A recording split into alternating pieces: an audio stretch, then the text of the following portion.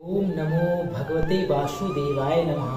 ओम नमो भगवते वासुदेवाय नमः। राधे राधे। भगवान वासुदेव जी की जय।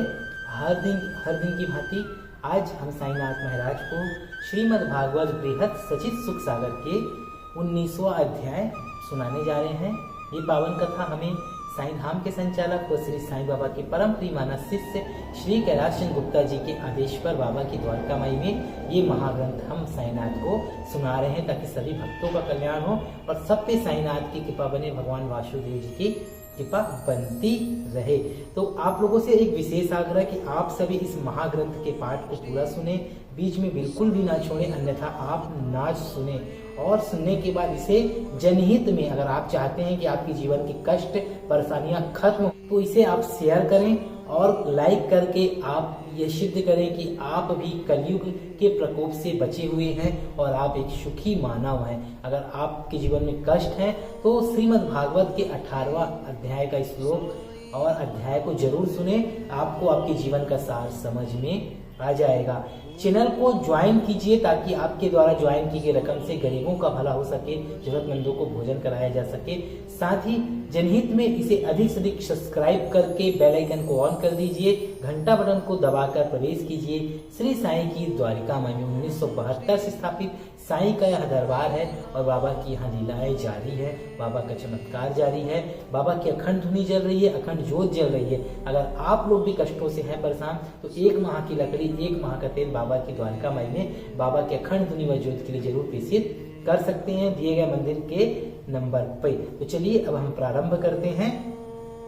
जब श्रृंगी ऋषि के शाप को सुन राजा परीक्षित का मुक्ति प्राप्त करने के लिए गंगा तट पर जाना तथा श्री सुखदेव जी द्वादि ऋषियों का वहां पर पधारना। सूत जी ने कहा, हे सुनकादि ऋषियों, हे सुनकादि राजा परीक्षित शिकार से लौटकर अपने किए हुए अधर्म पर चिंतित बैठे हुए इस प्रकार विचार कर रहे थे कि मेरे बाद में जो राजा होंगे वे मेरे अधर्म का हाल सुनकर विप्रो एवं ऋषि मुनियों का अपमान करने से नहीं डरेंगे। अतः मेरे इस पाप के कारण यदि ये मुझे शाप दे देते अथवा किसी अन्य तरह से मेरे प्राण चले जाते तो मुझे इतना दुख ना होता, क्योंकि उस परिस्थिति में अन्य राजा ऋषि मुनि और ब्राह्मणों की शक्ति का अनुमान कर उन्हें दुख तो नहीं पहुंचाते।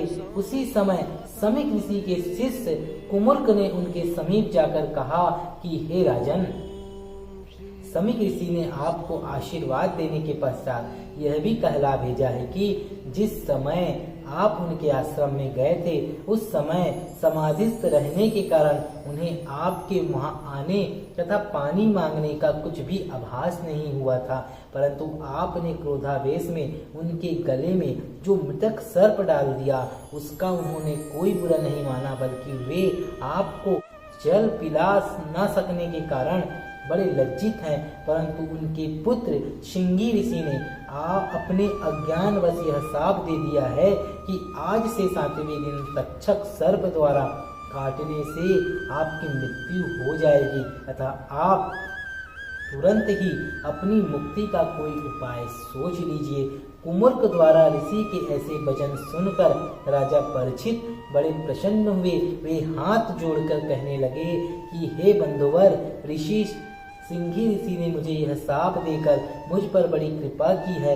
अब तुम जाकर ऋषिवर से विनती करके मेरा प्रणाम कहना। तत्पश्चात राजा को यह दुख होने लगा कि इस अधर्म के बदले यदि मेरे प्राण तुरंत निकल जाते तो वह अधिक अच्छा था। इस शरीर को 7वें दिन तक और जीवित रहने की क्या आवश्यकता थी। इस प्रकार विचार करके राजा परीक्षित स्त्री, पुत्र, राज्य और धन आदि से मोह त्याग कर श्री नारायण जी भगवान का चिंतन करने लगे। उन्होंने सोचा, संसारिक मोह में फंसे हुए मेरा इतना समय व्यर्थ ही चला गया। आज से 7वें दिन जब मैं तक्षक सर्प द्वारा काटने से मृत्यु को हो जाऊंगा, उस समय यह राज्य एवं संपत्ति स्वयं ही मेरे साथ छोड़ देगी। इसलिए मुझे उचित है कि मैं पहले ही इन सब से मुंह छोड़कर तीनों लोकों को पवित्र करने वाली श्री गंगा जी के किनारे पर जाकर निवास कर 7 दिन तक ज्योति स्वरूप पर ब्रह्मा परमेश्वर श्री श्याम सुंदर का भजन करके अपना परलोक सुधार लूं। ऐसा निश्चय करके अपने 14 वर्षीय पुत्र जन्मजेव को राज्य तिलक कर सिंहासन पर बैठा दिया। तदंतर मंत्रियों को बुलाकर राज्यकार सौंपकर जन्मजेय से कहा कि हे पुत्र, तुम गौ ब्राह्मणों की रक्षा करना और प्रजा को किसी प्रकार का दुख मत पहुंचाना। इतना कहकर राजा परीक्षित ने राजसी वस्त्राभूषण को उतार डाला। तदुपरांत वे एक कौपीन धारण कर गंगा तट पर जा पहुँचे। उस समय राजा ने ब्राह्मणों को बहुत दान दिया। वे राजा के पीछे पीछे गंगा तट पर जा पहुँचे। राजा हरिद्वार में गंगा तट पर उत्तर दिशा की ओर मुख करके बैठ गए और अपने मन में यह संकल्प कर लिया कि मेरी आयु के जो 7 दिन बाकी रह गए हैं उनमें मैं किसी प्रकार का अन्न जल ग्रहण नहीं करूंगा। राजा का यह समाचार जिसने भी सुना वह अति दुखी हुआ। इधर राजा परीक्षित भगवान श्याम सुंदर के चरणाबिंदों का ध्यान धरकर अपने हृदय में विचार करने लगे कि ये 7 दिन यदि सत्संग में व्यतीत होते तो बहुत अच्छा था। राजा के श्राप का हाल सुनकर ऋषि मुनि भी अत्यंत उदास हो गए थे। उनमें से अति विशिष्ट भगवान अरिष्ट नामी भृंगु, अंगिरा, पराशर, परशुराम, मेघा, तिथि, देवल, पिपलयान, भरद्वाज, गौतम, मैत्रेय, अगस्त्य, वेदव्यास, विश्वामित्र, कत्यायन, वामदेव तथा जमदग्नि आदि अनेक ऋषि और महात्मा गण राजा परीक्षित को धर्मात्मा समझकर उनसे भेंट करने के लिए गंगा किनारे पर आ पहुँचे। राजा ने उन्हें देखते ही दंडवत किया, पद अर्घ आदि से सबका विधिवत पूजन कर आसन पर बैठाया। तदंतर राजा ने हाथ जोड़कर उनसे प्रार्थना की कि हे महाराज, आप लोगों में से यदि किसी एक महात्मा का भी दर्शन प्राप्त हो जाए तो प्राणी मुक्त हो जाता है। मेरा अहोभाग्य है जो आप सबने कृपा कर मुझे मृत्यु से पूर्व अपना दर्शन देकर कृतार्थ किया। हे प्रभु, जिस प्रकार आप सब पधारे हैं उसी प्रकार दया करके 7 दिन तक यहाँ और ठहरिए। आप लोगों के यहाँ रहने से मेरा मन संसारी मोह माया की ओर नहीं आएगा और आप लोगों का सत्संग पाकर 8 पहर प्रभु चर्चा में ही बीतेंगे। आप लोग निष्काम भाव से मेरा भला सोचकर ही यहाँ पधारे हैं, अतः आप लोग मुझे कोई ऐसा उपाय भी बतलाइए जिससे मैं 7 दिनों के भीतर आवागमन से छूट जाऊं। राजा परीक्षित की बात सुनकर उनमें से एक ऋषि ने कहा कि हे राजन, तीर्थ स्नान का बहुत पुण्य कहा गया है, अतः तुम वही करो। दूसरे ऋषि ने कहा तुम यज्ञ करो, उससे तुम्हारे संपूर्ण पाप नष्ट हो जाएंगे। तभी तीसरे ने कहा तुम ब्राह्मण को धन दान करो, दान से अधिक अन्य कोई धर्म नहीं है। और चौथे ऋषि बोले कि देवताओं का पूजन तथा मंत्र जप करने से संपूर्ण पाप दूर हो जाते हैं, अतः तुम्हारे लिए वह श्रेष्ठकर है। इस प्रकार सभी ऋषियों ने अपनी अपनी बुद्धि के अनुसार राजा को बहुत सारे उपाय बताए, परंतु किसी की बात सर्वोत्तम नहीं ठहरी। उस समय राजा परीक्षित ने हाथ जोड़कर इस प्रकार प्रार्थना की कि हे ऋषिवरों, आप लोगों ने जो उपाय बताए हैं वे सभी श्रेष्ठ हैं, परंतु उनके लिए समय की आवश्यकता है। मेरी मृत्यु में केवल 7 दिन ही शेष रह गए हैं, अतः आप लोग कोई ऐसा उपाय बतलाइए जो 1 सप्ताह में ही संपन्न हो सके।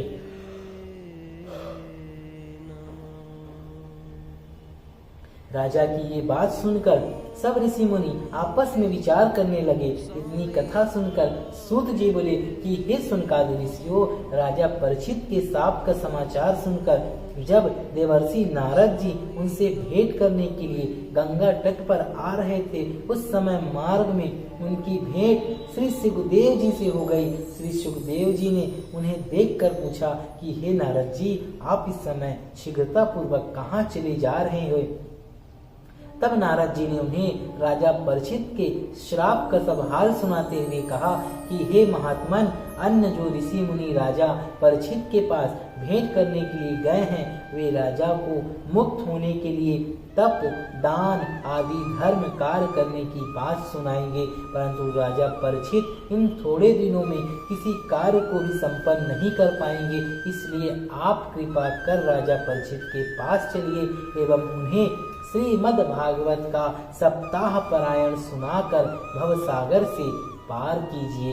बोलिए श्रीमद् भागवत बृहद सचित सुख सागर की इस पावन कथा की जय। भगवान वासुदेव जी की जय। देखिए यहाँ पर भी बताया गया है कि अगर आप जन्म मरण के कष्टों से मुक्त होना चाहते हैं, भव सागर से पार हो जाते हैं, आप पार होना चाहते हैं, अपने कष्टों अपने पापों से मुक्ति चाहते हैं, तो श्रीमद् भागवत बृहद सचित सुख सागर की इन पावन कथाओं का श्रवण करें, लोगों में प्रसारित करें। इसका बहुत बड़ा पुण्य व फल आपको प्राप्त होगा।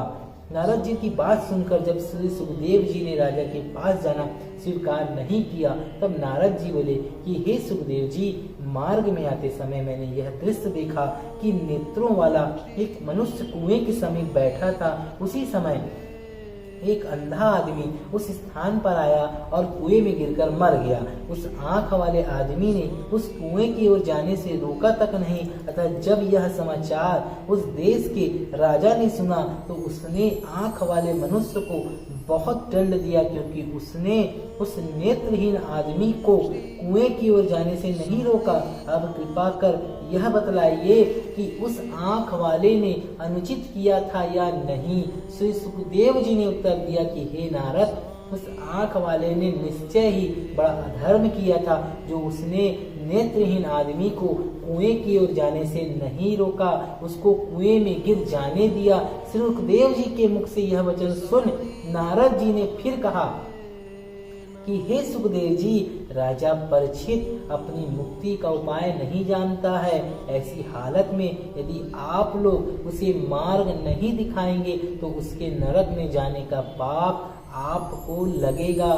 श्री नारद जी की यह बात सुनकर श्री सुखदेव जी ने राजा के पास जाना स्वीकार कर लिया और बोले कि हे नारद जी, आपके विचारानुसार अब मैं चलने के लिए उपस्थित हूँ। अब तक चले मैं भी पीछे आ रहा हूँ। यह सुनकर नारद जी, आप तब तक चले, मैं भी पीछे से आ रहा हूँ। यह सुनकर नारद जी प्रसन्न हो श्री सुखदेव जी से विदा मांगकर राजा परीक्षित के पास चल दिए।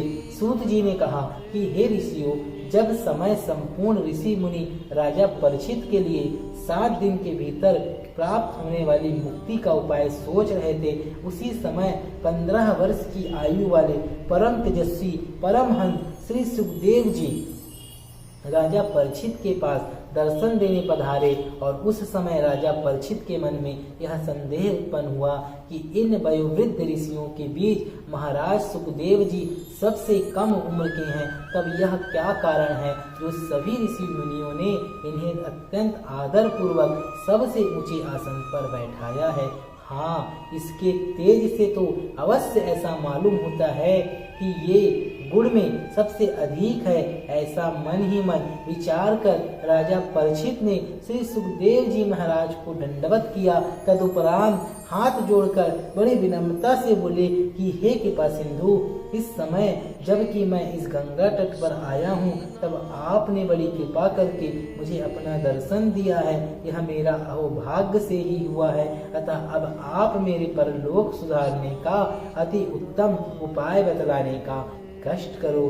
श्रीमद् भागवत बृहद सचित सुख सागर के पावन अध्याय की ये कथा संपूर्ण हुई और श्रीमद् भागवत का प्रथम स्कंद भी संपूर्ण हुआ।